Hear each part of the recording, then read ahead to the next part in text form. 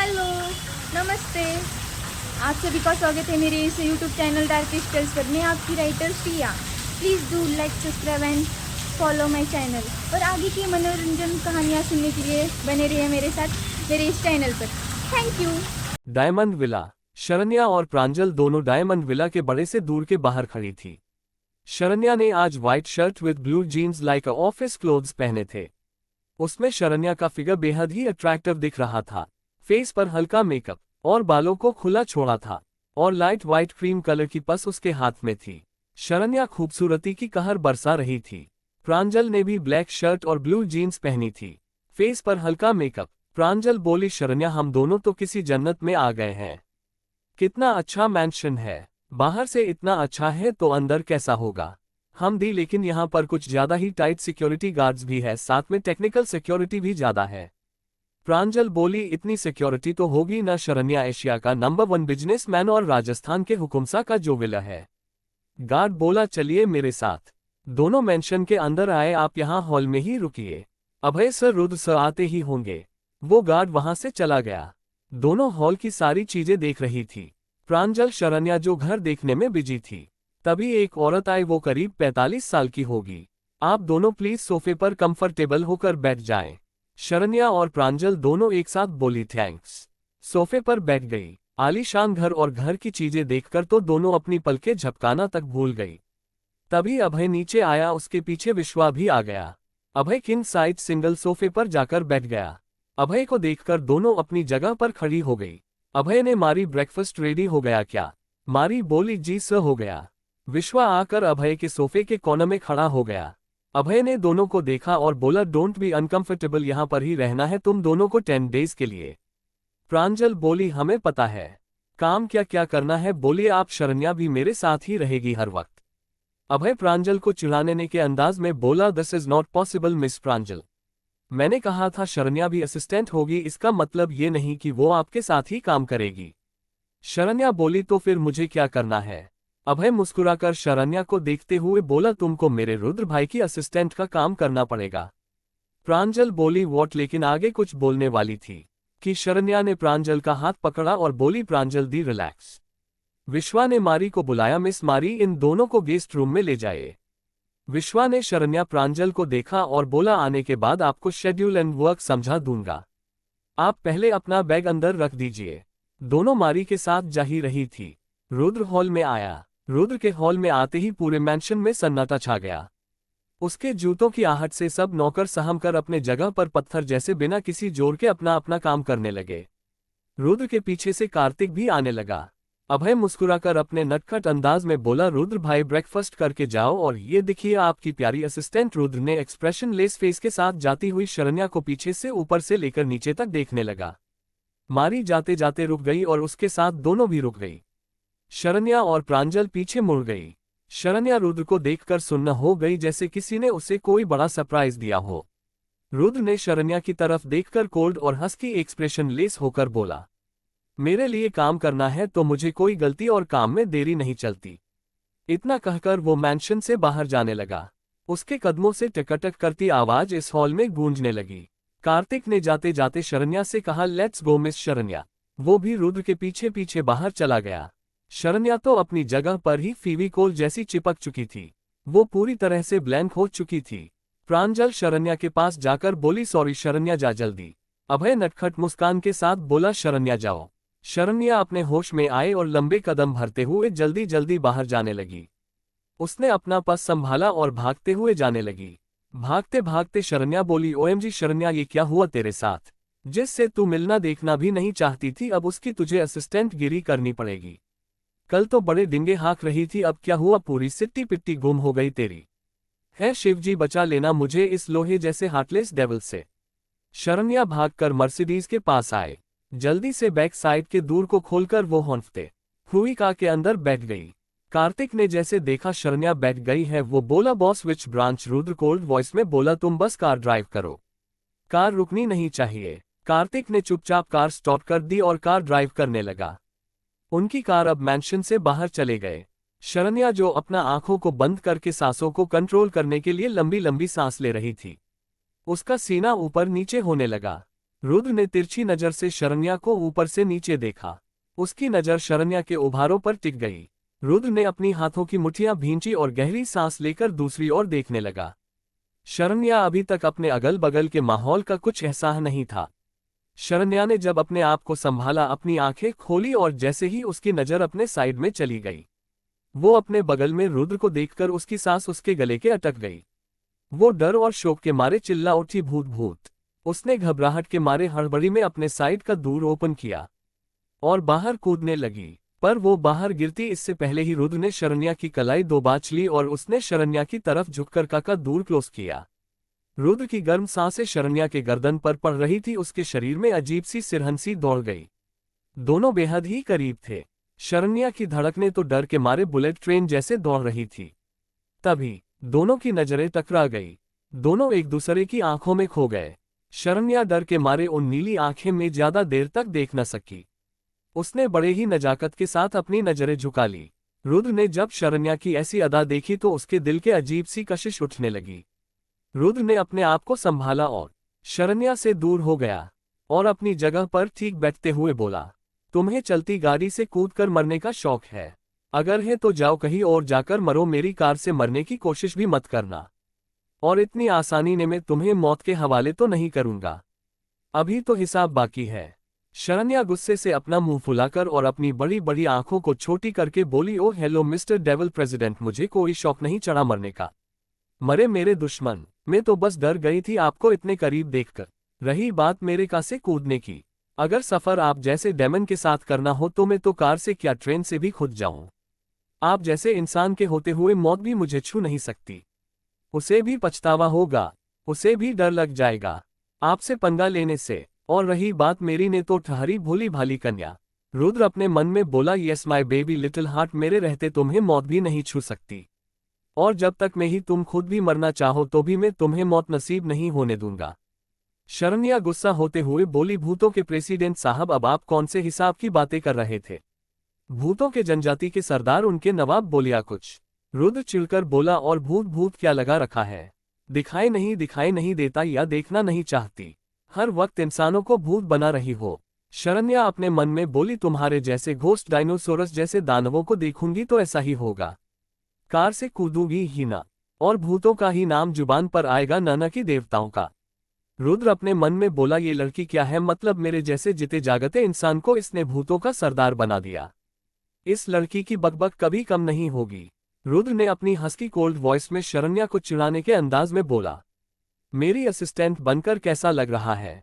अभी से ऐसा हाल है, बाद में क्या होगा तुम्हारा? मिस शरण्या, शरण्या चिढ़ते हुए बोली, मुझे तो जन्नत मिल गई जो तुमने मुझे और प्रांजल दी को असिस्टेंट बनाने के लिए प्रांजल दी का नौक रोक रखा है।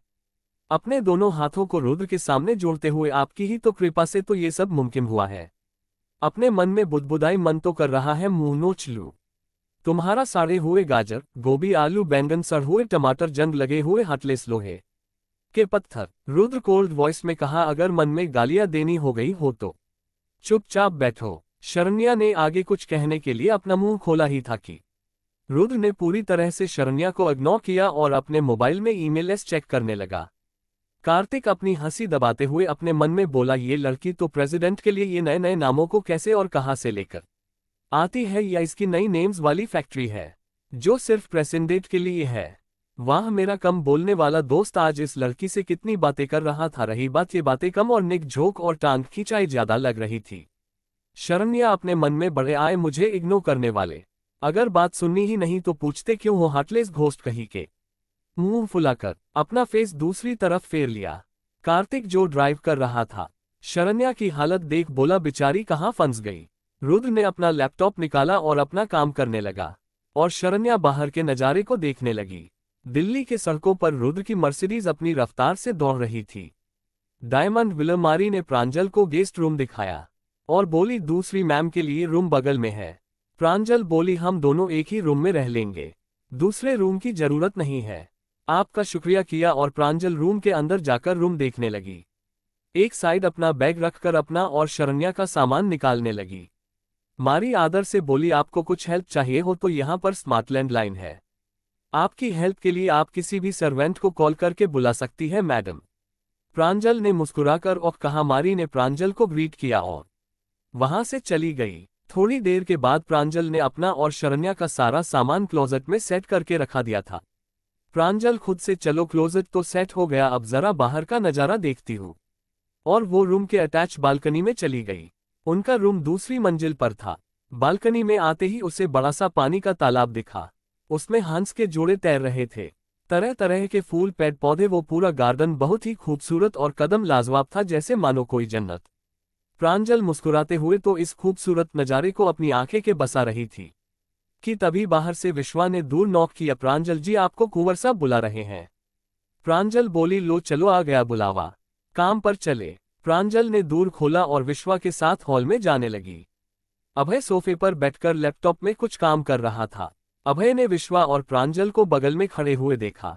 अभय रूड टोन में बोला, काम समझाओ। विश्वा ने सभी काम प्रांजल को समझाए।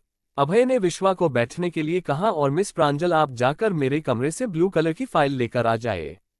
प्रांजल मुंह बनाते हुए बोली, कहाँ से जाना है, कौन सा फ्लोर? अभय बोला, चौथा फ्लोर है। Which one room? विश्वा बोला, चौथा फ्लोर का लेफ्ट साइड का अभय का है। प्रांजल सीढ़ियों से जाने लगी। प्रांजल को सीढ़ियों से जाता देख विश्वा उसे लिफ्ट के बारे में बताने ही वाला था कि प्रांजल वहां से तुरंत चली गई बिना विश्वा की पूरी बात सुने।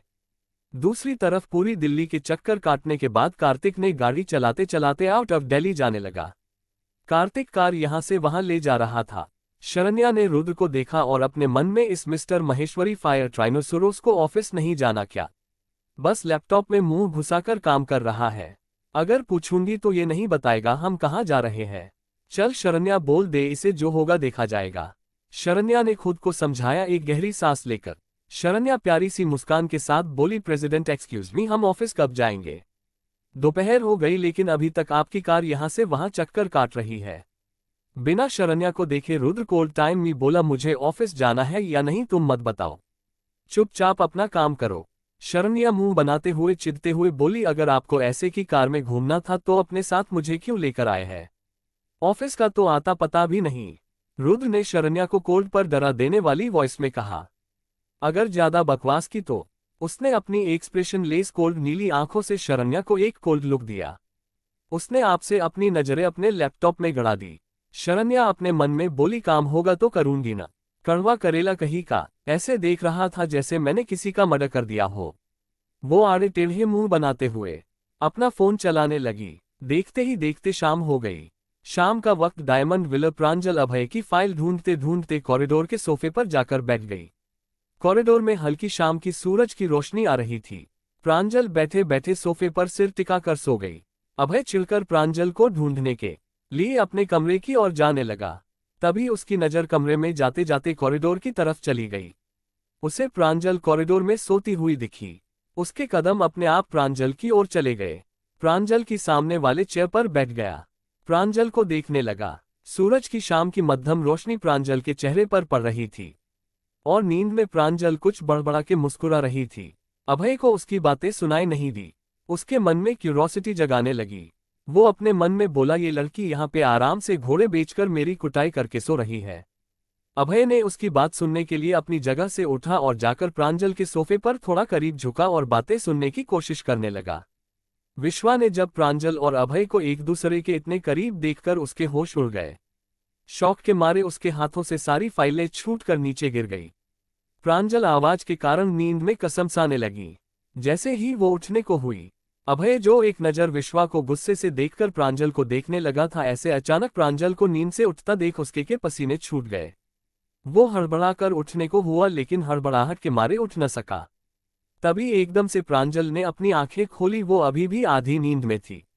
वो अंगड़ाई लेते हुए आगे हुई। अचानक से उसके होंठ अभय के होठों से जाकर टकरा गए। अभय जो एकटक सिचुएशन को भूलकर प्रांजल में खो चुका था, उसे पता भी नहीं चला कि अचानक से उसकी और प्रांजल की एक्सीडेंटल किस हो गई। प्रांजल की अधखुली आंखें अब पूरी तरह से अपनी नींद में छू मंतर करके उड़ गई। प्रांजल की आंखें अपने सामने अभय को देखकर हैरानी से बड़ी बड़ी हो गई। अभय भी अपने पूरे होश खोकर अपनी बड़ी बड़ी आंखों से प्रांजल को उन कली गहरी आंखों में खो गया। दोनों के होठों के टकराने के कारण अभय को कुछ सूझ नहीं रहा था। दोनों की आंखें एक दूसरे के सामने थी और उनके होठों और सांसों के बीच में कोई फासला नहीं था। दोनों ही अपनी आंखें बड़ी बड़ी करके एक दूसरे को शौक से देख रहे थे। तभी शौक से नौटंकी करते हुए विश्वा ने अपने मुंह पर हाथ रखा और पुराने ख्यालों वाली बूढ़ी अम्मा जैसे बोला है, राम राम राम। ये क्या ही गया, बीच कॉरिडोर में किस कर रहे हैं? उसने नौटंकी करते हुए अपने हाथ से अपने गाल और आबा तौबा करने लगा। विश्वा की आवाज सुनकर प्रांजल अपने सेंस में वापस आए। प्रांजल ने अभय के चेस्ट पे दोनों हाथों को रखकर उसे जोरदार धक्का दिया। अभय अपने आप को संभाल न पाया और नीचे गिरने लगा। विश्वा जो उनके पास आने लगा था, उसने जब देखा अभय गिर रहा है, उसने जल्दी से जाकर विश्वा ने आकर अभय को पीछे गिरते हुए रोकने के लिए सीधा सामने की तरफ धकेला, जहां प्रांजल अपने आप को संभालने की कोशिश कर रही थी।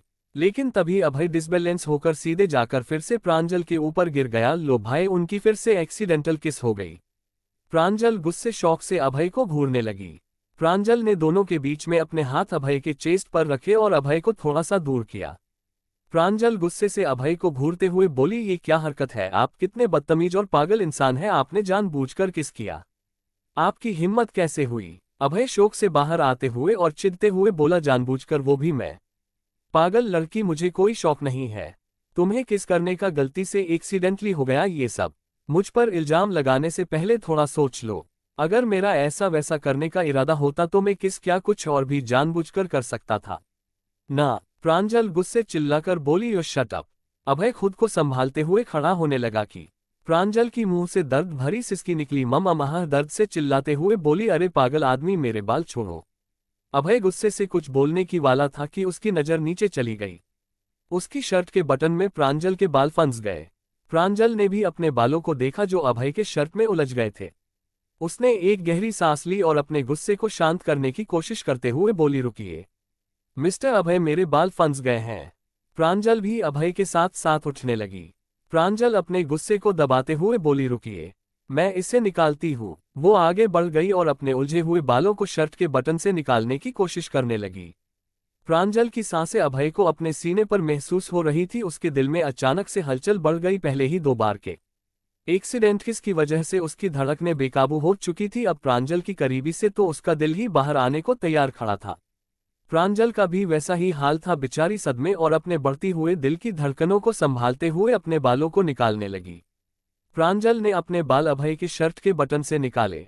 जैसे ही प्रांजल अपने बालों को शर्ट से निकाला और वो अभय से थोड़ी दूर होने के लिए अपने पीछे कदम बढ़ाने लगी, तभी उसका पैर टेबल से टकरा गया और वो पीछे की तरफ गिरने लगी। पर वो गिरते इससे पहले ही अभय ने उसे कमर से पकड़ा और उसे गिरने से बचा लिया। पर ऐसे झटके से खींचने से प्रांजल और भी डिसबैलेंस हो गई और अभय के ऊपर गिरने लगी। अभय के कदम लड़खड़ाकर पीछे होने लगे। वो खुद को और प्रांजल को बचाने के लिए पीछे होने लगा, पर पीछे होते होते उसका पैर जाकर कापट में फंस गया और विश्वा से टकरा गया। विश्वा जो उछल उछल कर उन दोनों को मजे से देख रहा था। उन दोनों को अपने ऊपर ऐसे गिरते हुए देख वो पीछे हटता इससे पहले ही दोनों ही आकर उस पर बम जैसे गिर गए। बेचारा, उन दोनों के ऐसे अचानक गिरने से उन दोनों का वजन संभाल नहीं पाया। प्रांजल अभय के ऊपर, अभय विश्वा के ऊपर, तीनों एक दूसरे के ऊपर गिर गए। विश्वा जो मजे लेते हुए उन दोनों को देखने के लिए उनके पीछे आकर खड़ा गया था, इन दोनों के अब पिस चुका था। विश्वा दर्द के मारे करहाते हुए बोला, अरे हटो, तुम दोनों बच्चे की जान लोगे क्या? मुझ पर रहम खाओ तुम दोनों। हर्ष जो अभी थोड़ी देर पहले अपने सर्जरी से मेंशन आया था, उसने ये सारा ड्रामा देख लिया था। उसके सामने का नजारा देखकर वो अपनी हंसी रोक ना सका, जोर जोर से हंसने लगा। तीनों ने एक साथ गुस्से से घूरते हुए हर्ष की ओर देखा। हर्ष जो हंसे जा रहा था, हंसते हंसते वो उन तीनों के पास जाने लगा। तीनों के पास जाकर पहले प्रांजल को हाथ दिया और अपनी हंसी रोकते हुए बोला, मिस उठिए, नहीं तो आज हमारे विश्वा जी शहीद हो जाएंगे। प्रांजल ने उसे गुस्से से घूरते हुए उसका हाथ पकड़ा और उठ गई। प्रांजल गुस्से से चिढ़ते हुए थैंक्स बोलकर वहां से भागते हुए अपने कमरे की ओर चली गई। हर्ष अभी भी हंसे जा रहा था। प्रांजल को ऐसे भागता देख फर्श पर कोटपोट होकर हंसने लगा। अभय तंज खसते हुए बोला, हर्ष भाई, आप हाथ देंगे या नहीं? हर्ष मुस्कुराते हुए बोला, अरे ऐसे कैसे छोटे बड़े भाई से पहले तू अपनी सेटिंग कर रहा है। व्हाट अ किस। अभय, अगर ये बात दादी को पता चल गई तो तेरी तो नन्या अब दादी ही डुबाएगी। अभय चिढ़ते हुए मुंह बनाकर बोला, भाई इसे मत कहिए, अगर दादी को पता चला कि ये सब हुआ है, मेरी तो तैरती हुई नया बार होने से पहले ही डूब जाएगी। और दादी को तो मैं संभाल लूंगा, पर रुद्र भाई के कहर से कौन बचाएगा मुझे, इसलिए प्लीज अपना ये बतख जैसा मुंह बंद रखिए और मेरी कीजिए। हर्ष ने अपना हाथ अभय की ओर देते हुए अपने दांत दिखाते हुए बोला, छोटे कुंवर भूल मत, रुद्र को सबकी हर पल की खबर रहती है, मैंने मुंह बंद भी कर दिया तो भी उसे सब पता चल जाएगा। अभय उठ गया। अभय सब कपाते हुए बोला, मेरे प्यारे असिस्टेंट को देखो, मैं जाता हूँ। बोलकर वो भी दुम दबाकर भाग गया। हर्ष प्रांजल और अभय को ऐसा दुम दबाकर भागकर जाते हुए देख हंसने लगा। हाय, आज तो छोटा कुंवर सा की एक्सीडेंटल किस हो गई। जोर जोर से हंसने लगा।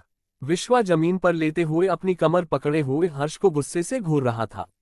हर्ष भाई, अपने ये चमकीले दांत दिखाना बंद कीजिए और मेरी हेल्प कीजिए, मेरी तो आज कमर टूट गई। हर्ष विश्वा को पूरी तरह इग्नोर करके हर्ष हंसे जा रहा था। विश्वा ने लाचारी से हर्ष को देखकर बोला, प्लीज डॉक्टर हर्ष जी, मेहरबानी करके मुझे उठाए। हर्ष हंसते हुए बोला, हाँ बच्चू, अभी आया न लाइन पे, प्लीज पहले कह देता तो पहले ही हेल्प करता, लेकिन चल देर आए दुरुस्त आए, बोलकर विश्वा को सहारा देने लगा। विश्वा का एक हाथ अपने कंधे पर लेकर उसे सहारा देते हुए विश्वा के कमरे की ओर बढ़ गया। हर्ष अपने हंसी छुपाते हुए बोला, ले भाई, तेरा बॉस से बढ़कर दोस्त तो तुझे ऐसी हालत में छोड़कर भाग गया। बेचारा शर्मा जो रहा था, तूने देखा वो इतना ब्लश कर रहा था ना। विश्वा ने अपनी कमर को सहलाते हुए दर्द से बोला, हाँ मेरा दोस्त तो पराया हो गया, उसे तो मैं कल देखूंगा। मुझे पीसकर चला गया। अपने रोमांस में दोनों ही बातें करते करते विश्वा को रूम की ओर बढ़ गए। हर्ष ने गहरी सांस ली और सहलाते हुए विश्वा को सहारा देकर उसके कमरे की ओर ले जाने लगा। उसके कदमों की आहट में विश्वा के दर्द का एहसास साफ झलक रहा था। हर्ष ने मुस्कुराते हुए माहौल को हल्का करने की कोशिश की। आज तो गजब ही हो गया विश्वा। विश्वा ने अपनी कमर पर हाथ रखते हुए दर्द से कराहते हुए कहा, हाँ मेरी तो कमर ही टूट गई, और क्या होना था, दर्द के मारे जान निकल रही है मेरी। हाँ वो तो है। हर्ष की आंखों में एक शरारती चमक आई, लेकिन अभी नहीं, असली मजा तो तब आएगा जब रुद्र आ जाएगा। उसके आने के बाद अभय भाई की ऐसी टांग खींचेंगे न। विश्वा ने चेहरे पर शिकन लाते हुए मुस्कुराने की कोशिश की। आपको तो बस मजाक सूझता है जनाब, और आपको नहीं विश्वा जी। हर्ष ने चुटकी ली। सोचो तो सही, कितना मजा आएगा। मुझे तो बस अभय के चेहरे के वो एक्सप्रेशन देखने हैं जब उसे पता चलेगा कि रुद्र को उसकी हरकत के बारे में पता चल गया है। वो रिएक्ट कैसे करेगा। हर्ष हंसने लगा। विश्वा दर्द में भी मुकुराने की कोशिश करते हुए बोला, वैसे आप बताओ, इतनी जल्दी घर कैसे आ गया आज? आपकी कोई सर्जरी नहीं थी क्या? हर्ष ने कहा, नहीं ऐसी बात नहीं है। कमरे की तरफ बढ़ते हुए राहत की सांस ली। आज मैंने सारी सर्जरीज शाम तक ही खत्म कर दी थी। बातें करते करते दोनों कमरे के अंदर आ गए। हर्ष ने बहुत ही संभालकर विश्वा को बेड पर लेटाया। विश्वा के चेहरे पर सुकून की एक हल्की सी परत आई। हर्ष ने उसका कंबल सही किया और मुस्कुराकर मुड़ा, चल तू चुपचाप लेटा रह विश्वा, मैं चला थोड़ा मजा लेने।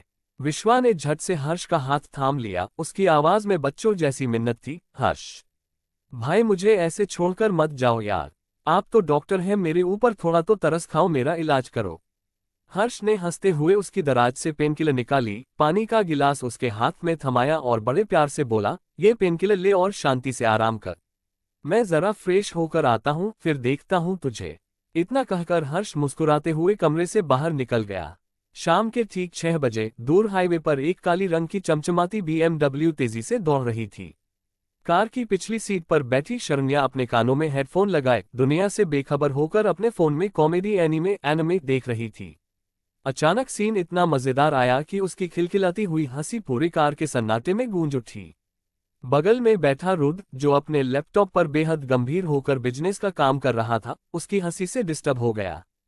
उसने अपनी तीखी और ठंडी नजरों से शरण्या की तरफ देखा, लेकिन शरण्या तो अपनी ही दुनिया में मस्त थी। उसे इस बात का रत्ती भर भी एहसास नहीं था कि उसके ठीक बगल में कौन बैठा है और उसका मूड कितना खराब हो सकता है, और उसके लिए वो इंसान कितना खतरनाक हो सकता है। रुद्र का पारा चढ़ गया। उसने पलक झपकते ही अपना लैपटॉप धपस से बंद किया, शरण्या के कानों से हेडफोन खींचा और कार की खिड़की से बाहर उछाल दिया। इसके तुरंत बाद उसने शरण्या के हाथ से उसका फोन भी छीन लिया। ये सब इतनी तेजी से हुआ कि शरण्या सन रह गई। उसे संभलने या अपना फोन बचाने का एक मौका तक नहीं मिला। उसकी आंखों में गुस्सा और हैरानी एक साथ तैर गए।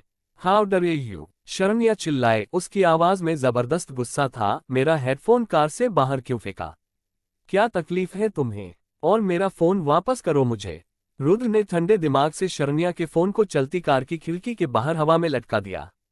उसकी आवाज में जमी हुई बर्फ जैसी ठंडक थी। अगर अपना ये मुंह मुझसे बदतमीजी से बात करने के लिए दोबारा खोला ना, तो तुम्हारा ये फोन भी उसी हेडफोन के पास पहुंच जाएगा।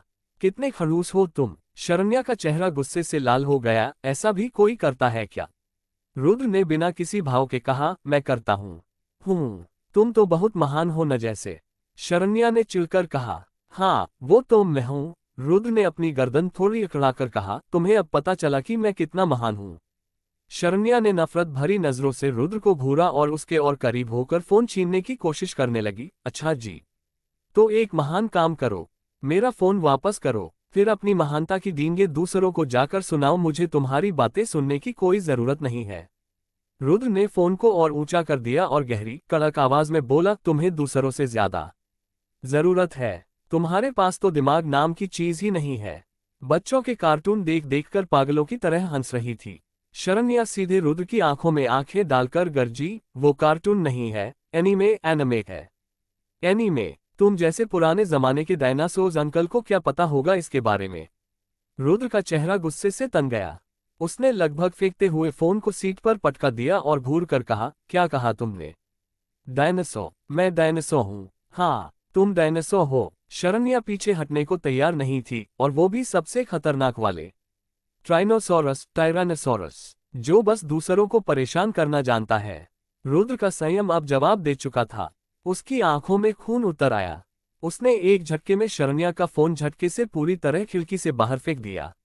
मेरा फोन! शरण्या चीखी, लेकिन इससे पहले कि वो कुछ और कर पाती, रुद्र ने उसका हाथ पकड़ा और एक झटके में उसे खींचकर कार की सीट से सटा दिया। रुद्र ने अपने मस्कुलर हाथों से शरण्या के दोनों बाजुओं को इतनी जोर से दबाया कि शरण्या के मुंह से दर्द भरी आह निकल गई। आह, तुम्हारी जुबान बहुत चलती है ना? रुद्र उसकी आंखों में झांकते हुए दबाई हुई गर्जना में बोला, मैंने ने अपॉइंट किया है, सिर्फ इसलिए मैं अब तक शांत था। मुझे दर्द हो रहा है मिस्टर महेश्वरी। शरण्या की आवाज में दर्द और बेबसी झलक आई। रुद्र के चेहरे पर एक खौफनाक और क्रूर मुस्कान स्मक आ गई। दर्द तो होगा ही।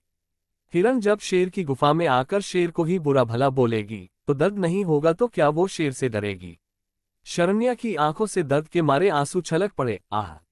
रुद्र ने शरण्या के दर्द को नजरअंदाज करते हुए बोला, तुम रुद्र माहेश्वरी सेन के सामने अपनी जुबान चला रही हो। रुद्र का गुस्सा चरम पर था। और क्या कहा तुमने मुझे? वो क्या नाम था उस डायनासोर का? ट्राइनोसोरस। शरण्या ने दर्द से कराहते हुए नाम लिया। हाँ, ट्राइनोसोरस। मैं तुम्हें ट्राइनोसोरस लगता हूँ। शरण्या ने अपनी पूरी ताकत लगाकर रुद्र की पकड़ से खुद को छुड़ाने की कोशिश की और हिम्मत जुटाकर बोली, हाँ, तुम वही हो। अब तो मुझे पक्का यकीन हो गया है। खुद को बहुत बड़ा शेर समझते हो ना?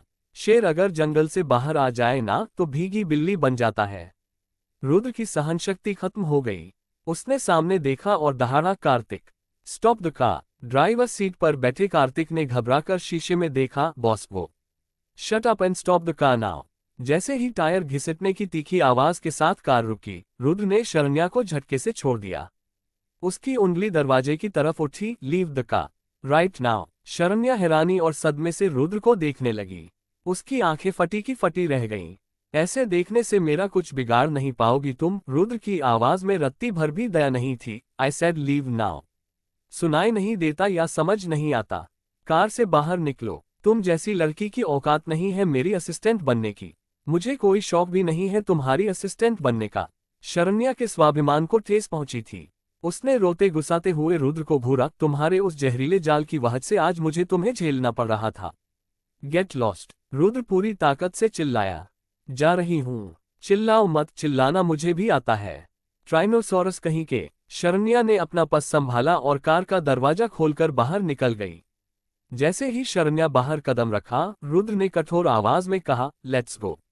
कार्तिक संकोच में पड़ गया। उसने पीछे मुड़कर देखा, लेकिन रुद्र! वो शरण्या कहाँ जाएगी? अब तो रात होने वाली है, ऊपर से यह हाईवे है। उसे ऐसे अकेले हाईवे पर छोड़ना अच्छी बात नहीं है। अगर उसे कुछ हो गया तो वो तुम्हारी जिम्मेदारी है। I don't care! रुद्र ने बेरुखी से खिड़की से बाहर देखते हुए कहा। कार्तिक ने फिर हिम्मत जुटानी चाहिए, लेकिन तुम्हें अगर उसकी इतनी ही चिंता हो रही है ना कार्तिक, तो तुम भी उतर जाओ। रुद्र ने गुस्से में ऑर्डर दिया। नहीं नहीं प्रेसिडेंट, कार्तिक घबरा गया और हकलाते हुए बोला, लेकिन उसके पास तो फोन भी नहीं है, क्या वो अकेले घर पहुंच पाएगी? रुद्र ने कोई जवाब नहीं दिया, बस शांत बैठा रहा।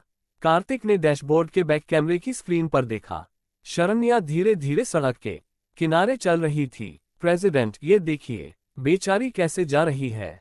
अभी सिर्फ 19 साल की तो है वो, ऐसे अकेले छोड़ना। रुद्र ने अनिच्छा से बैक कैमरे की स्क्रीन पर नजर डाली। शरण्या सड़क के एक किनारे खड़ी होकर अपने पास से एक चॉकलेट निकाल रही थी। चॉकलेट रैपर फाड़कर वो मजे से खाने लगी और खाते खाते चलते हुए कार की तरफ देखकर लगातार कुछ बुदबुदा रही थी। कार्तिक ने ध्यान से देखा और हल्की मुस्कान के साथ बोला, प्रेसिडेंट, शरण्या की बातें सुनाई तो नहीं दे रही हैं, लेकिन उसके हाव भाव देखकर लग रहा है कि वो तुम्हें बहुत सारी गालियां दे रही है, भर भर के कोस रही है तुम्हें।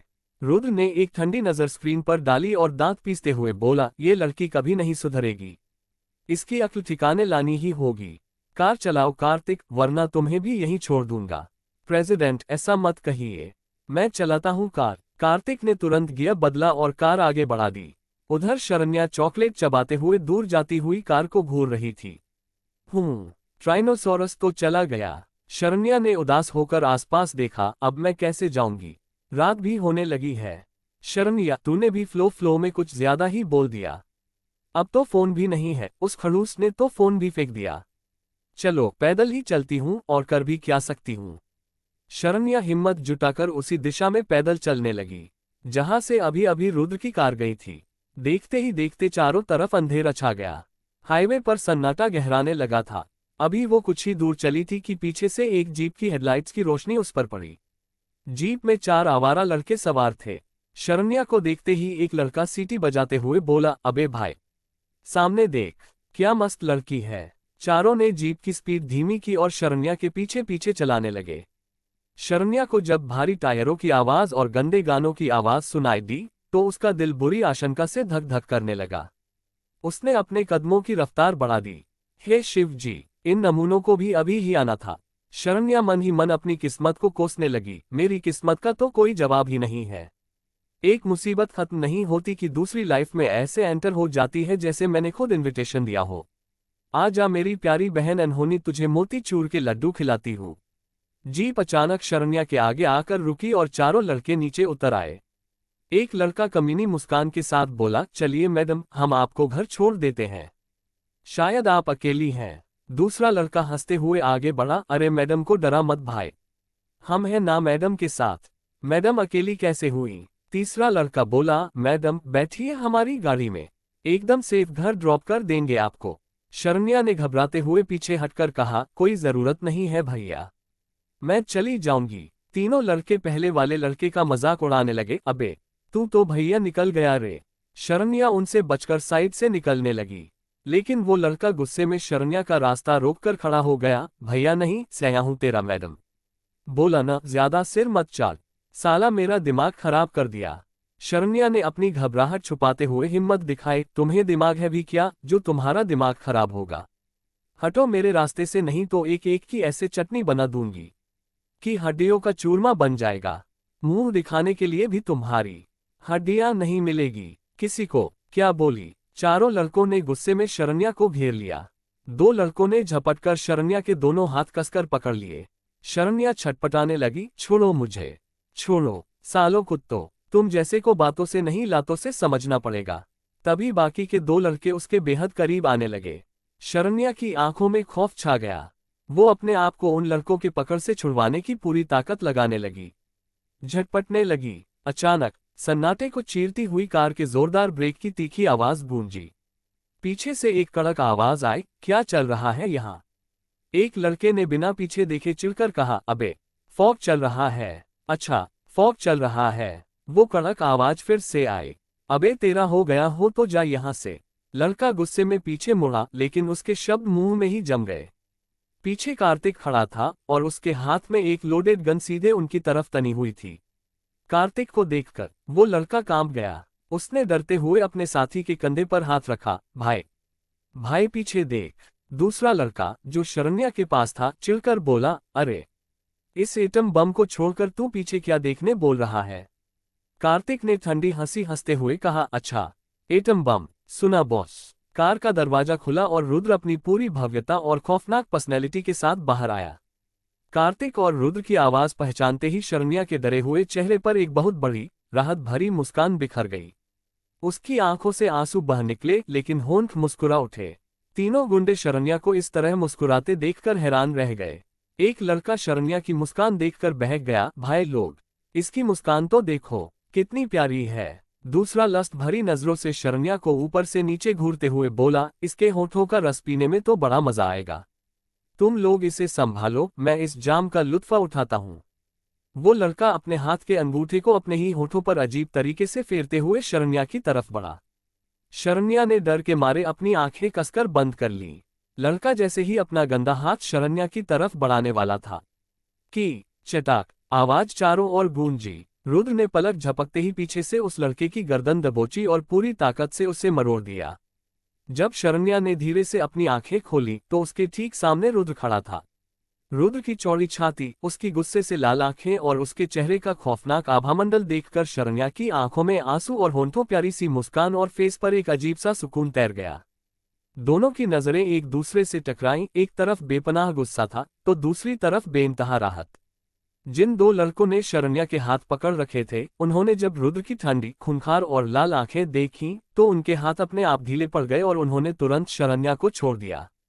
रुद्र ने उस लड़के की गर्दन को एक और जोरदार झटके के साथ मरोड़ा और जमीन पर फेंक दिया। वो लड़का अधमरी हालत में तड़पकर बेसुध हो गया। अपने साथी का ये हश्र देखकर बाकी तीनों लड़कों के रोंगटे खड़े हो गए। वे तुरंत रुद्र के पैरों में गिर पड़े। सॉरी भाई, सॉरी, भाभी को कुछ नहीं हुआ है, हमें माफ कर दो भाई। कार्तिक ने गन से इशारा करते हुए कहा, भाभी तो मां समान होती है। तुम लोगों ने भाभी को हट करने की कोशिश की। उनमें से एक लड़का घबराकर शरण्या के पैर पकड़ने के लिए उसकी तरफ बढ़ा। भाभी प्लीज। शरण्या डरकर 2 कदम पीछे हट गई। लड़का जैसे ही और आगे बढ़ा, कार्तिक गरजा, भाभी को छूने की कोशिश भी मत करना। रुद्र की बेहद धीमी लेकिन रोंगटे खड़े कर देने वाली आवाज आए, अगर उसे एक उंगली भी लगाए ना तो दोबारा उंगली उठाने के लिए हाथ नहीं बचेंगे तुम्हारे। गुंडे थर थर कांपने लगे। भाभी प्लीज, सर को समझाए ना, हम दोबारा ऐसा कभी नहीं करेंगे, प्लीज मैडम। शरण्या को गुस्सा आ गया। वो चिल्लाए, अगर दोबारा मुझे भाभी या मैडम बुलाना तो मैं खुद तुम्हारा मुंह तोड़ दूंगी। तुम लोगों की आंखें खराब हो गई है क्या? तुम्हें मैं किस एंगल से इनकी बीवी लगती हूँ जो मुझे भाभी भाभी कह रहे हो? तुम लोगों का मुंह ना नोच लूं मैं? मेरी किस्मत इतनी भी खराब नहीं है। रुद्र ने बिना एक पल गंवाए शरण्या की कलाई पकड़ी और उसे अपनी तरफ खींचा। शरण्या का स्वाभिमान फिर जाग उठा। उसने हाथ छुड़ाने की कोशिश की। मुझे तुम्हारे साथ कहीं नहीं जाना। पहले तो खुद जाने को कहते हो। तुम्हारी वजह से ये बंदर मेरे पीछे पड़े थे, खुद ही मुसीबत में डाला और अब बचाने का नाटक कर रहे हो। तुम न बहुत बड़े वाले डेमन हो। रुद्र ने एक कातिलाना नजर उन गुंडों पर डाली, फिर बिना कुछ कहे शरण्या को एक झटके में अपने मजबूत कंधे पर उठा लिया। अरे छोड़ो मुझे, ट्राइनोसॉरस। शरण्या हवा में हाथ पैर मारने लगी। कहाँ ले जा रहे हो मुझे? नीचे उतारो, मेरे पास अपने पैर हैं। रुद्र कार की तरफ बढ़ते हुए कड़क आवाज में बोला, शट अप। अगर एक शब्द भी और बोला ना तो यहीं नीचे फेंक दूंगा। रुद्र की इस सीधी धमकी को सुनकर शरण्या की बोलती बंद हो गई। वो चुपचाप उसके कंधे पर लटकी रही। कार्तिक ये सब देखकर हैरानी से मुंह खोले रुद्र को देखता रह गया। रुद्र मुड़ा और कार्तिक को हुक्म दिया, तुम्हें पता है ना इनका क्या करना है? कार्तिक ने तुरंत अपनी गन सीधी की। Yes boss. रुद्र ने कार का दरवाजा खोला और श्रेया को ड्राइवर सीट के बगल वाली पैसेंजर सीट पर लगभग पटक दिया। आह! शरण्या के मुंह से दर्द भरी आह निकली। रुद्र तुरंत घूमकर ड्राइवर सीट पर बैठा और कार स्टार्ट कर दी। शरण्या ने अपनी कमर सहलाते हुए रोने जैसी शक्ल बनाए। कहाँ ले जा रहे हो अब? जंगल में ले जाकर छोड़ोगे क्या? वो सच में घबराने लगी। तुम कितने बुरे हो। रुद्र ने कार में एक्सीलेटर देने से पहले एक झटके में ब्रेक लगाया। शरण्या का सिर डैशबोर्ड से टकराते टकराते बचा। उसने चिढ़ते हुए रुद्र को देखा। रुद्र अपनी जगह से पूरी तरह शरण्या की तरफ झुका। उनके बीच महज कुछ इंच की दूरी बची थी। रुद्र की गहरी नजरें शरण्या के कांपते हुए गुलाबी होठों पर टिक गईं। उसने बेहद कम और भारी आवाज में कहा, अगर अपनी इन होठों की लिपस्टिक को फैलाना नहीं चाहती तो अपना मुंह बंद रखो। शरण्या ने नासमझी में अपनी गोल गोल आंखों से उसे देखा और सीधेपन से बोली, लेकिन ये तो पिंक लिप बाम है, लिपस्टिक नहीं। रुद्र के चेहरे पर एक तिरछी जानलेवा मुस्कान स्मर्क आए। अच्छा। रुद्र पीछे हटा और कार को हाईवे पर तेज रफ्तार में दौड़ा दिया। शरण्या ने रोना बंद कर दिया था। उसने तुरंत कार के साइड मिरर में अपना चेहरा देखा, अपने होठों को छुआ और बुदबुदाई, ये तो नहीं फैली। तुमने झूठ क्यों बोला? फिर वो रुद्र की तरफ मुड़ी और चिढ़कर बोली, तुम सच में बहुत बड़े खड़ूस हो। रुद्र ने एक नज़र उस नादान लड़की को देखा, उसके चेहरे पर एक पल के लिए बहुत हल्की सी मुस्कान आई और फिर वो चुपचाप रात के अंधेरे में कार ड्राइव करने लगा। रात के 8 बज रहे थे। महेश्वरी एम्पायर की ओर बढ़ती BMW कार के अंदर सन्नाटा पसरा हुआ था, जिसे सिर्फ एस बड़ी की हल्की सुगबुगाहट चीर रही थी। शरण्या ने अपनी सीट पर बेचैनी से करवट बदली, अपनी कलाई पर बंधी घड़ी पर नजर डाली और शिकायती लहजे में बोली, रात के 8 बज रहे हैं और हम अभी तक मेंशन नहीं पहुंचे। सुबह से गाड़ी में बैठे बैठे कमर अकड़ गई है। रुद्र ने स्टीयरिंग व्हील पर अपनी मजबूत उंगलियां कसते हुए बिना उसकी तरफ देखे सख्त और सर्द आवाज में कहा, प्रेसिडेंट हूं तुम्हारा, कोई पर्सनल ड्राइवर नहीं। और जिस तरह से ताने मार रही हो, हरकतें किसी छोटी बच्ची जैसी लग रही हैं। शरण्या का गुस्सा 7वें आसमान पर पहुंच गया। उसने खिड़की से नजर हटाकर सीधे रुद्र की तरफ देखा, उसकी आंखें गुस्से से चमक रही थीं। मुझे भी अच्छी तरह पता है कि आप मेरे बॉस हैं, लेकिन साथ में इंसान भी तो हूं ना। बिना खाए पिए, बिना पानी के सुबह से घर से बाहर हूं। गलती मेरी थी जो इस सफर के लिए राजी हुई, तुम्हारे साथ इस कार में फंस गई। मुझे प्यास लगी है, पानी कहाँ है?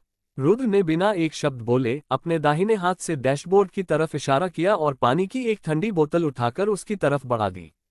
शरण्या ने झटके से बोतल छीनी, उसका ढक्कन खोला और एक ही सांस में आधा पानी पी गई। बोतल को हाथ में भींचे हुए उसकी आवाज में अब भी भूख की नाराजगी छिपी थी, आपकी वजह से। तुम्हारी इस जल्दबाजी की वजह से मैंने सुबह नाश्ता तक नहीं किया था। रुद्र ने एक लंबी गहरी सांस छोड़ी, मानो वह खुद को शांत करने की कोशिश कर रहा हो। उसके होठों पर एक तीखी हंसी आ गई। खा तो रही थी ना वो चॉकलेट थोड़ी देर पहले।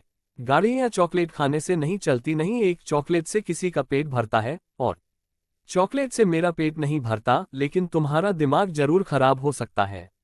शरण्या भड़क उठी, तुम्हारा कुछ नहीं हो सकता। रुद्र महेश्वरी सेन बड़ी बड़ी कंपनियों के मालिक बन बैठे हैं, लेकिन अकड़ जरा भी कम नहीं हुई। परेशान करके रख दिया है मुझे। अगर दी ने मुझे जबरदस्ती तुम्हारे साथ जाने के लिए न कहा होता तो मैं एक सेकंड भी तुम्हारे आसपास न भटकती। बस 10 दिन की बात है, उसके बाद तुम्हारी इस शक्ल को कभी नहीं देखूंगी। शरण्या की इस बात पर रुद्र का पारा अब 7वें आसमान को छू चुका था। उसने गाड़ी को सड़क के किनारे एक झटके में साइड में लगाया, ब्रेक दबाए और शरण्या की तरफ पलटा। उसकी आंखों में ऐसा अंधेरा और गुस्सा था कि शरण्या एक पल के लिए सहम गई। बार बार मुझे तुम टुक कहना बंद करो, अपनी ये बकवास बंद करो, नहीं तो। रुद्र की आवाज में ठंडक थी जो किसी जहरीले नाग जैसी खौफनाक थी। उसने अपनी बात अधूरी छोड़ दी। वाह जी वाह, उल्टा चोर कोतवाल को डांटे। तुम्हारी वजह। रुद्र ने कोल्ड और गहरी नजरों से शरण्या को घूरा। शरण्या सबका पा गई और अपनी बात को सुधारते कर हुए मुंह बनाते हुए बोली, मेरा मतलब आपकी वजह से मेरा सिर दर्द से फटा जा रहा है और ऊपर से आपका ये करेला जैसा चेहरा देखना पड़ रहा है। शरण्या अपना मुंह फुलाते हुए बोली, आपके इन धमकी से तो आपके ऑफिस के लोग डरते होंगे, मैं नहीं डरती। शरण्या ने अपना मुंह आड़ा टेढ़ा किया।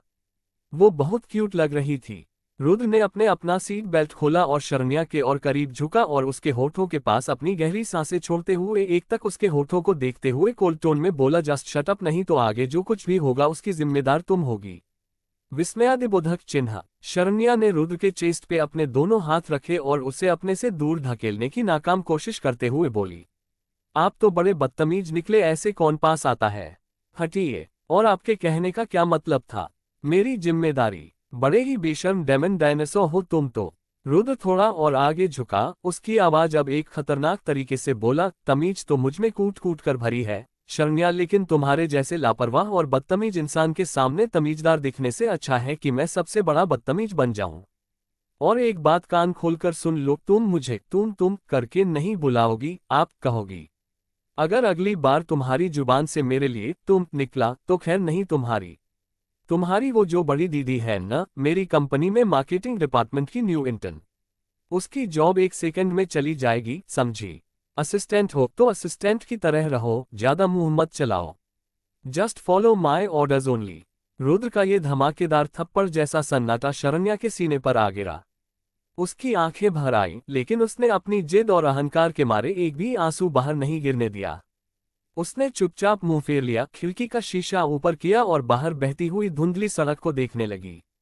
कुछ ही मिनटों की उस घुटन भरी खामोशी के बाद रोने और दिन भर की थकान से शरण्या की पलकें भारी हो गईं और वह धीरे धीरे नींद की आगोश में चली गई। रुद्र ने तिरछी नजरों से अपनी दाईं ओर देखा। शरण्या गहरी नींद में सो चुकी थी, उसका सिर हल्के से कार के दरवाजे के शीशे से टिक गया था। रुद्र ने आंखों के कोन से तिरछी नजरों से सोती हुई शरण्या को देखा, जो दुनिया भर की मासूमियत के साथ गहरी नींद में सो चुकी थी। रुद्र ने कार रोकी और अपना सिर सीट पर टिका दिया। 2 मिनट के बाद एक गहरी सांस लेकर उसने अपनी जेब में से एक स्प्रे निकाला और शरण्या के चेहरे पर स्प्रे कर दिया। उसने झटके से स्प्रे जल्दी से कार के डैशबोर्ड के डिक्की में रख दिया और शरण्या को उसकी कमर से पकड़कर उठा लिया और अपने गोद में ठीक से एडजस्ट करके बैठा लिया। उसने अपनी सीट पीछे की, जिससे वो सीट बेड जैसे हो गई।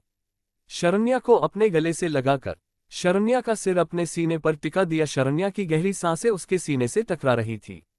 रुद्र ने अपनी आंखें बंद कर ली। कुछ ही देर में वो गहरी नींद में चला गया। शरण्या को तो इस बात एहसास ही नहीं था कि उसे बेहोश करके उसके साथ क्या हो रहा है। उसे डेमन अपने सीने से लगाकर गहरी नींद में सो चुका है। करीब 2 घंटे के बाद कार में रुद्र का फोन बार बार रिंग करने लगा। करीब 50 मिस कॉल के बाद 51 कॉल पर आखिरकार रुद्र की गहरी नींद टूट गई। उसकी नज़र सबसे पहले अपने सीने पर चैन की नींद सोती हुई शरण्या पर गई, जो किसी मासूम खरगोश की तरह उससे लिपट के सो रही थी। उन दोनों को देखकर ऐसा लग रहा था कि एक छोटा सा हिरण शेर के पिंजरे में उसके साथ सो रही हो। रुद्र ने जल्दी से अपना फोन चेक किया। कॉल कट करके उसने कार्तिक को टेक्स्ट मैसेज कर दिया और अपना फोन बैक सीट पर फेंक कर शरण्या को उसकी बगल वाली पैसेंजर सीट पर ठीक से सुला दिया। तभी उसकी नज़र शरण्या के होठों पर ठहर गई, जिसे शरण्या के लंबे बालों ने ढक दिया था। उसने अपनी उंगली से उसके बाल धीरे से पीछे किए। शरण्या थोड़ी सी कसमसाई और फिर से गहरी नींद में सो गई। घोड़े वाले तबेले बेचकर रुद्र अपनी जगह पे ठीक से बैठ गया। रुद्र के चेहरे के कठोर भाव कुछ पल के लिए बदले, लेकिन अगले ही पल उसकी आंखों में एक भयानक और क्रूर संकल्प उभर आया। उसने मेंशन जाने वाला रास्ता छोड़ दिया और स्टीयरिंग को दाईं ओर घुमा दिया। गाड़ी ने एक खामोश, बीहड़ और अंधेरे रास्ते की तरफ रुख कर लिया। ब्लैक आइस हेल, नर्क का दरवाजा। कार के टायरों की आवाज उस वीरान सुनसान रास्ते पर गूंज रही थी। सामने काले पत्थरों और कटीली झाड़ियों के बीच एक विशाल, खौफनाक इमारत खड़ी थी, black ice hell farm house. Rudra ने अपनी कार सीधे ब्लैक आइस हेल के भारी भरकम लोहे के जंगले के अंदर उतारी और पार्किंग लॉट में लाकर खड़ी कर दी। रात के इस काले पहर में ब्लैक आइस हेल किसी भूतिया किले से कम नहीं लग रहा था। जंगल के खूंखार जानवरों की डरावनी आवाजें, उल्लुओं की चीखें और ठंडी हवाओं का शोर उस सन्नाटे को चीर रहा था। फार्म हाउस के चारों तरफ अत्याधुनिक हथियारों से लैस ब्लैक ड्रेस गार्ड्स तैनात थे। ठीक उसी वक्त मुख्य गेट के पीछे से कार्तिक 4 लोगों को घसीटते हुए अंदर ला रहा था। वे चारों कोई आम लोग नहीं थे, वही दरिंदे थे जिन्होंने कुछ दिन पहले कई लड़कियों की जिंदगी नरक बना दी थी। वे बुरी तरह कांप रहे थे, उनके चेहरे धूल और खून से सने थे। हमें छोड़ दीजिए प्लीज सर, आगे से ऐसी गलती कभी नहीं होगी। भगवान के लिए हमें जाने दीजिए। उनमें से एक गिड़गिड़ा रहा था। कार्तिक ने उन पर एक लात रसीद की और उन्हें घसीटते हुए सीधे ब्लैक आइस हेल के तहखाने जैसे एक विशाल, अंधेरे कमरे में ले जाकर फेंक दिया।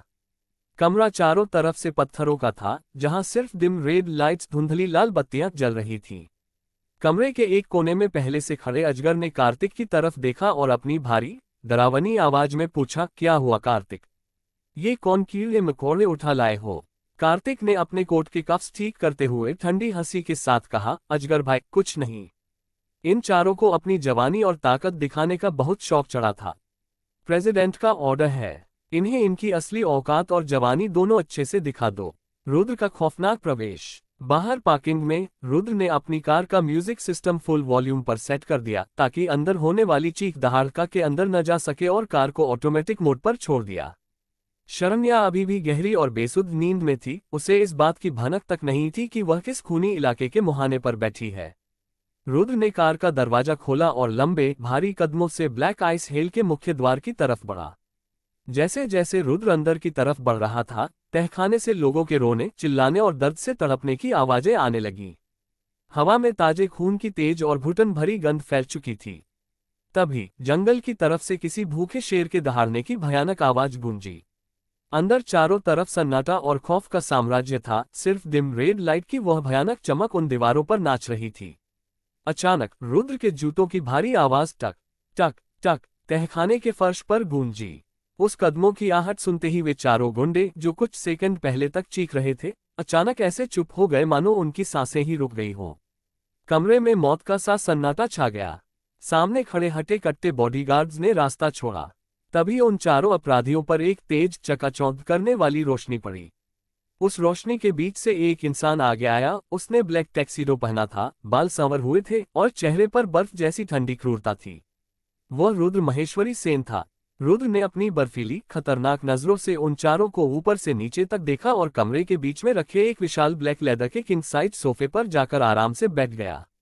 उसके वजूद से इतनी खतरनाक और भारी ऊर्जा और निकल रही थी कि उस बंद कमरे का तापमान कई डिग्री नीचे गिर गया। रुद्र ने अपनी उंगली उठाकर अजगर की तरफ देखा। अजगर, इन चारों को जरा इनके अपने अक्सा और दर्शन करवा दो।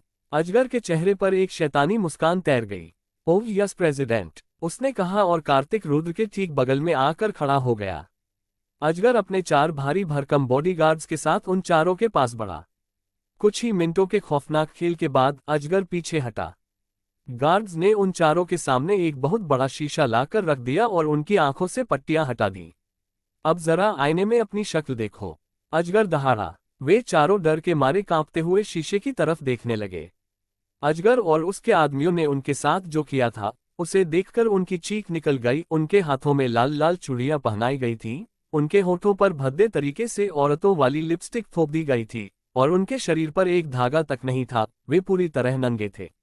बॉडीगार्ड्स ने उनके इस हाल में धड़ाधड़ नेकेड फोटोज और वीडियोज बनाने शुरू कर दिए।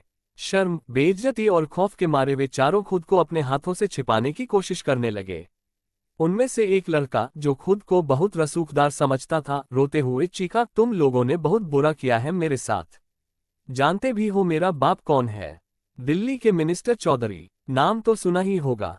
तुम जिंदा नहीं बचोगे। तुम्हारी हिम्मत कैसे हुई मुझे इस तरह किडनैप करने की और मेरे साथ ये सब करने की? रुद्र अपनी जगह से उठा। उसके चेहरे पर एक खौफनाक मुस्कान थी। वह धीरे धीरे चलकर उस लड़के के पास आया और बोला, अच्छा, मिनिस्टर चौधरी का बेटा है तू? तब तो तेरी खातिरदारी कुछ खास होनी चाहिए। अजगर ने तुरंत एक तेज धार वाला चाकू निकाला और उस लड़के के हाथ पर एक गहरा कट मार दिया। आह, छोड़ मुझे साले, मेरे पापा तुझे छोड़ेंगे नहीं। लड़का दर्द से बिलबिला उठा। रुद्र ने एक डरावनी डेवल हंसी हंसते हुए उसके बाल पकड़े और कहा, जाकर अपने बाप को बता देना कि तेरा ये हश्र किसने किया है। मेरा नाम रुद्र महेश्वरी सेन है। इसके बाद अजगर ने उसी चाकू से उस लड़के के सिर के बाल बीच से काट डाले, टकला कर दिया। बाकी बॉडीगार्ड्स ने भी बाकी तीनों के साथ यही किया। चाकू के गलत तरीके से बाल काटने और सिर पर खरोंच आने की वजह से उनके सिर से खून बहने लगा। दर्द और मौत के खौफ से वे चारों गिड़गिड़ाने लगे, सर, माफ कर दीजिए, हम तो बस इस केदार के ऑर्डर पर नाचते थे। हमने जानबूझकर कुछ नहीं किया। हमें जाने दीजिए प्लीज। मिनिस्टर के बेटे का नाम केदार था। अजगर ने गुस्से से अपने जूतों से उनमें से एक की छाती पर लात मारी। अच्छा, कुछ नहीं किया तुम लोगों ने? बाकी गार्ड्स भी टूट पड़े उन पर। लात घूंसों और बेल्टों की मार से उनकी हालत पतली हो गई। उनके मुंह और नाक से खून बहने लगा। हाथ पैर इतने सूज गए कि वे उठने की हालत में भी नहीं थे। रुद्र ने हाथ उठाया, स्टॉप। अजगर और गार्ड्स तुरंत पीछे हट गए। वे चारों जमीन पर खून से लथपथ पड़े हुए सिसक रहे थे। सर, हमें माफ कर दीजिए, अब कभी किसी लड़की की तरफ बुरी नजर से नहीं देखेंगे। उनमें से एक रोते रोते लगभग बेहोश हो रहा था। कसम से, मैं तो अपनी बीवी को भी अब उस नजर से नहीं देखूंगा। बस मुझे यहां से जिंदा जाने दो। रुद्र ने एक खतरनाक स्मर्क दिया और बोला, अगर आज के बाद किसी लड़की की तरफ आंख उठाकर भी देखा तो जिंदा तो क्या, तुम्हारी रूह भी इस दुनिया में नहीं बचेगी। इससे भी भयानक टॉर्चर झेलना पड़ेगा। रुद्र ने मुड़ते हुए आदेश दिया, लेट देम गो। उन चारों ने हैरानी और अविश्वास से रुद्र की तरफ देखा। उनमें से मुख्य लड़के केदार ने डरते हुए कहा, लेकिन सर, हम बाहर कैसे जाएंगे इस हालत में, बिना कपड़ों के? रुद्र की आवाज में बर्फ सी ठंडक थी। अगर नहीं जाना चाहते तो यहीं मारकर इन सुअरों को जंगली कुत्तों के आगे फेंक दो। वैसे भी इस दुनिया में रहकर दुनिया को गंदा ही कर रहे हो। ये सुनते ही उन तीनों लड़कों ने अपनी जान बचाने के लिए फौरन सहमति जताई। नहीं नहीं सर, हम ऐसे ही चले जाएंगे, बस हमें जाने दीजिए। गार्ड्स ने फौरन उनकी आंखों पर फिर से पट्टियां बांध दी। कार्तिक ने अपनी कलाई की घड़ी पर देखकर सेकंड गिनने शुरू किए। वे चारों अंधेरे में यहां वहां ठोकरें खाने लगे, एक दूसरे से टकराने लगे।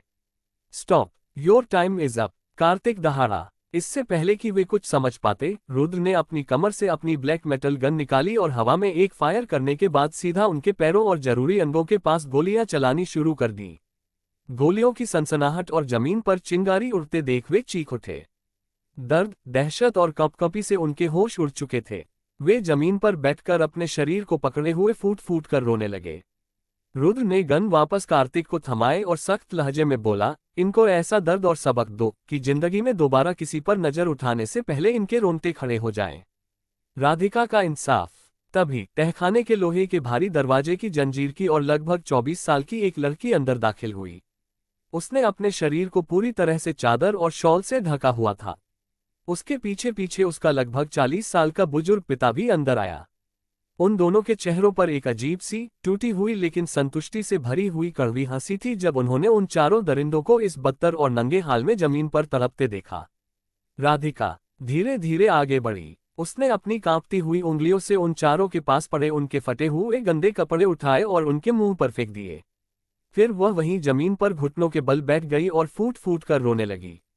उसके पिता ने आगे बढ़कर उसके कंधे पर हाथ रखा और भारी गले से बोले, रो मत बेटा, अब मत रो मेरे बच्चे। राधिका का रोना चीख में बदल गया। उसने अपने हाथों से अपना चेहरा ढक लिया और सिसक सिसक कर बोली, बाबा, इन दरिंदों ने मेरी पूरी जिंदगी बर्बाद कर दी। मेरा क्या कसूर था? क्यों इन्होंने मेरे साथ ऐसा किया? बोलिए ना बाबा, मेरी क्या गलती थी जो मुझे ये सब सहना पड़ा? कार्तिक आगे बढ़ा और उसने बहुत ही नरमी से कहा, राधिका शांत हो जाओ। इन्होंने तुम्हारे साथ जो किया उसे हम पूरी तरह से मिटा तो नहीं सकते, लेकिन कम से कम आज इन्हें इनके पापों की सजा मिल गई है। जितना दर्द इन्होंने तुम्हें दिया है उससे कई गुना ज्यादा दर्द इन्हें रोज मिलेगा। अब ये मरने की भीख मांगेंगे लेकिन इन्हें मौत भी नसीब नहीं होगी। राधिका ने अपनी भरी हुई लाल आंखें उठाईं। वह उठी और सीधे रुद्र की तरफ बढ़ी। उसके पिता भी उसके पीछे पीछे आए। रुद्र के ठीक सामने पहुंचकर राधिका जमीन पर झुकने लगी और उसके पैर छूने लगी। रुद्र ने तुरंत बिजली की फुर्ती से आगे बढ़कर राधिका के कंधों को पकड़ा और उसे जबरदस्ती सीधा खड़ा किया। उसकी आवाज में एक अजीब सा सम्मान और नरमी थी, इसकी कोई जरूरत नहीं है राधिका, उठो। राधिका फफक फफक कर रोते हुए बोली, सर, मैं आपका शुक्रिया कैसे करूं? मेरे पास आपके लिए शब्द कम पड़ जाएंगे। आपकी वजह से आज मुझे इंसाफ मिला है, वरना इस दुनिया में तो कोई मेरी बात सुनने को भी तैयार नहीं था। सब मुझे ही गलत ठहरा रहे थे। राधिका के पिता ने रुद्र के सामने हाथ जोड़ दिए। उनकी आंखों से आंसू बह रहे थे। साहिब, आप भगवान बनकर आए हो। अगर आप न होते तो उस रसूखदार चौधरी के आगे कोई मेरी बेटी को इंसाफ नहीं दिलाता। हम जिंदगी भर आपके एहसानमंद रहेंगे। रुद्र ने बहुत ही शांत भाव से सिर हिलाया। इसकी कोई जरूरत नहीं है बाबा, आप बस अपना और अपनी बेटी का ख्याल रखें। कार्तिक ने आगे बढ़कर राधिका के पिता का साहस बढ़ाया और कहा, और हाँ, अगर भविष्य में आपको या आपके परिवार को कोई भी दिक्कत हो तो यह मेरा वादा रहा, मैं रुद्र सर का असिस्टेंट हूँ, आपको कभी कोई परेशानी नहीं आएगी। और हाँ, उन चारों के पास जो आपका वीडियो था उसे हमने हमेशा के लिए परमानेंटली डिलीट कर दिया है। अब वो इस दुनिया में कभी दोबारा सामने नहीं आएगा। राधिका और उसके पिता ने आखिरी बार रुद्र और कार्तिक की तरफ देखा, हाथ जोड़कर धन्यवाद किया और ब्लड हिल से बाहर की तरफ निकल गए। फ्लैशबैक, वो काला दिन। कुछ दिन पहले ऑफिस की एक सुनसान केबिन। एक लड़की राधिका अपने कागजात समेट रही थी। तभी ऑफिस के 4 बिगड़ैल लड़के केदार और उसके 3 दोस्त वहां जबरदस्ती घुस आए। उन्होंने गंदी नजरों से उसे घेरा, भद्दे कमेंट्स किए। राधिका चीखती रही, अपनी इज्जत बचाने के लिए गिड़गिड़ाती रही, लेकिन किसी को उस पर दया नहीं आई। उन चारों ने मिलकर उसे बेशर्मी से पीटा, उसके कपड़े फाड़ दिए और बेशर्मी से अपने फोन में उसका नेकेड वीडियो रिकॉर्ड कर लिया। इसके बाद उसे उसी बदतर हालत में उस केबिन में छोड़कर वे जोर जोर से हंसते हुए बाहर निकल गए। राधिका जमीन पर बैठी अपने फटे हुए कपड़ों से खुद को ढांक रही थी। उसने अपना चेहरा अपने दोनों घुटनों के बीच छिपा लिया और सिसक सिसक कर रोने लगी। बाहर आकर वे चारों लड़के अपनी जीप में बैठे। एक ने हंसते हुए कहा, अरे केदार, मजा आ गया यार, लेकिन तूने उसके साथ पूरी तरह मजे क्यों नहीं किए? दूसरा बोला, सही कह रहा है भाई, मुझे तो उस माल का स्वाद चखना था। केदार ने अकड़ दिखाते हुए कहा, अरे मूर्खों, वो मेरे पापा के ऑफिस की असिस्टेंट है। अगर अभी उसके साथ ज्यादा जबरदस्ती करता तो मेरा बाप मुझे ही कच्चा चबा जाता। लेकिन चिंता मत करो, उसका प्राइवेट वीडियो हमारे पास सेफ है। जब चाहे उसे अपने प्राइवेट रूम में बुलाकर मजे लेंगे, तब तुम सब भी उसका पूरा स्वाद चखना। अभी चलो पब चलते हैं, वहां बाकी आइटम्स हमारा इंतजार कर रही होंगी। इंसाफ की भीख। अगले दिन मिनिस्टर चौधरी का ऑफिस। राधिका रोते हुए मिनिस्टर चौधरी के टेबल के सामने खड़ी थी। सर, आपके बेटे केदार ने मेरे साथ बहुत बुरा किया है। उसने और उसके दोस्तों ने मेरी जिंदगी तबाह कर दी है। आप चुप क्यों हैं? कुछ तो बोलिए। मिनिस्टर चौधरी ने अपनी सिगार की राख झाड़ी और ठंडे दिमाग से बोले, लड़की, तुम्हारे पास क्या सबूत है कि मेरे बेटे ने तुम्हारे साथ ऐसा कुछ किया है? मुंह से बोलने से कुछ नहीं होता। तुम्हारे पास कोई वीडियो या लिखित प्रमाण है? राधिका का खून खौल उठा। उसकी आंखों से आंसू बह निकले। सर, मैं पिछले 2 सालों से आपकी कंपनी और ऑफिस में ईमानदारी से काम कर रही हूं। थोड़ा तो यकीन कीजिए मुझ पर। चौधरी ने गुस्से से टेबल पर हाथ मारा। बस बकवास बंद करो अपनी। अगर ज्यादा जबान चलाओगी तो आज ही अपनी जॉब से रिजाइन कर दो और यहां से दफा हो जाओ। सर, मेरी बात का यकीन कीजिए, केदार के साथ साथ उसके वो 3 दोस्त भी इसमें शामिल हैं। राधिका गिड़गिड़ाने लगी। मिनिस्टर चौधरी ने बाहर खड़े गार्ड्स को आवाज लगाई, गार्ड्स, इस पागल लड़की को धक्के मारकर बाहर फेंको, और आज के बाद ये चेहरा मुझे मेरे ऑफिस के आसपास भी नहीं दिखना चाहिए। गार्ड्स ने बेरहमी से राधिका को कॉलर से पकड़ा और घसीटते हुए ऑफिस के बाहर सड़क पर धक्के मारकर गिरा दिया। राधिका सड़क पर औंधे मुंह जा गिरी। उसके घुटनों से खून निकल रहा था। उसने रोती हुई आंखों से मिनिस्टर चौधरी के उस आलीशान दफ्तर की इमारत को देखा और फिर लड़खड़ाते हुए सड़क पर पैदल चलने लगी। उसे होश ही नहीं था कि वह कहाँ जा रही है। उसके पैरों के नीचे जमीन खिसक चुकी थी, उसकी इज्जत लुट चुकी थी और दुनिया उसके सामने अंधी और बहरी हो चुकी थी। तभी सामने से एक तेज रफ्तार मर्सिडीज कार उसकी तरफ झपटी। कार के ड्राइवर कार्तिक ने आखिरी सेकंड में जोर से ब्रेक मारे और टायर सड़क पर रगड़ खाते हुए राधिका के पैरों से बस कुछ इंच की दूरी पर आकर रुके। कार्तिक गाड़ी से बाहर निकला और गुस्से से चिल्लाया, पागल हो गई हो क्या? दिखाई नहीं देता सामने से गाड़ी आ रही है? मरना है क्या तुम्हें? ड्राइवर की सीट की तरफ से रुद्र भी बाहर निकला। रुद्र ने अपनी ठंडी और सख्त आवाज में कहा, लेट्स गो कार्तिक, हम पहले ही लेट हो रहे हैं। इन फालतू ड्रामों के लिए हमारे पास वक्त नहीं है, साइड हटो। लेकिन राधिका अपनी जगह से उठी नहीं। वह उसी कार के सामने जमीन पर बैठ गई और फूट फूट कर दहाड़े मारकर रोने लगी। रुद्र ने चिढ़कर कहा, अगर तुम्हें मरने का इतना ही शौक है तो जाकर किसी ट्रक के नीचे मरो। यहाँ रास्ता क्यों रोक रही हो? साइड हटो। राधिका ने अपना सिर उठाया। उसकी लाल सूखी आंखें रुद्र के चेहरे पर टिकी। उसने चीख कर कहा, मार ही डालो मुझे। वैसे भी मेरी जिंदगी में अब बचा ही क्या है? मेरी इज्जत, मेरी रूह सब कुछ लुट चुकी है। और वह पागलों की तरह रोने लगी। कार्तिक ने झुंझलाकर कहा, लगता है दिमाग से पैदल है या मेंटली डिस्टर्ब है। चलो प्रेसिडेंट, छोड़ो इसे। लेकिन तभी राधिका उठी और अचानक दौड़कर सामने से आ रही एक तेज रफ्तार ट्रक की तरफ भाग गई। ट्रक बहुत तेजी से उसके करीब आ रहा था। टक्कर बस 1 सेकंड की दूरी पर थी।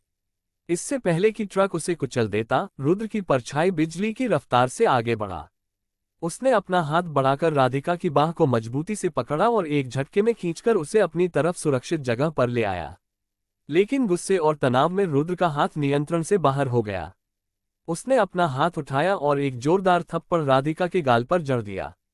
तड़ाक! थप्पड़ की गूंज से राधिका का सिर एक तरफ झुक गया। उसके गाल पर उंगलियों के निशान उभर आए। उसने धीरे से अपना चेहरा घुमाया और नम आंखों से रुद्र की तरफ देखा। रुद्र की उन कठोर आंखों में इस बार एक अजीब सा, अनकहा सा भारी दर्द और उबाल तैर रहा था। वह राधिका ही थी जिसकी जिंदगी के सबसे काले पन्नों का हिसाब आज रुद्र महेश्वरी सेन ने अपने हाथों से चुकता किया था। राधिका ने थरथराते हुए होठों से रुद्र को देखा और सिसकते हुए बोली, अगर आपके किसी अपने के साथ ऐसा कुछ होता, तब आपको पता चलता कि अंदर की आग क्या होती है।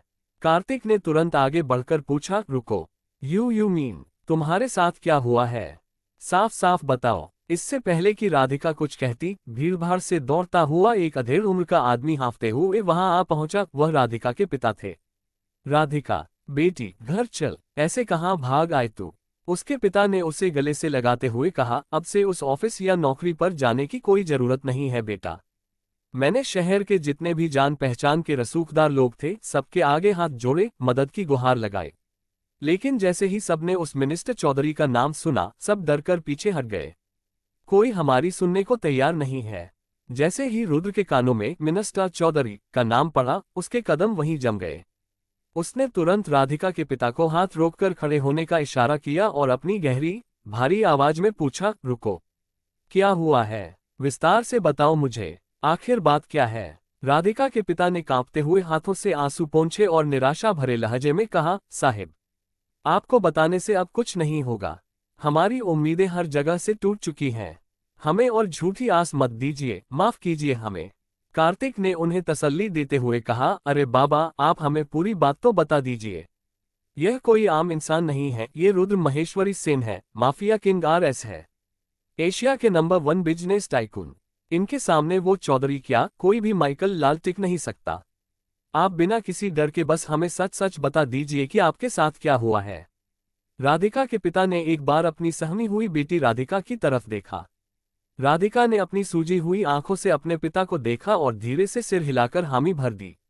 उसके पिता ने रुद्र की आंखों में उस जलती हुई आग और ताकत को पहचाना और पूरी सच्चाई बयान करने लगे। एक एक शब्द उस अंधेरे कमरे और सड़क के हर कोने में गूंज उठा। My sweet listeners, please subscribe, like, share and comment.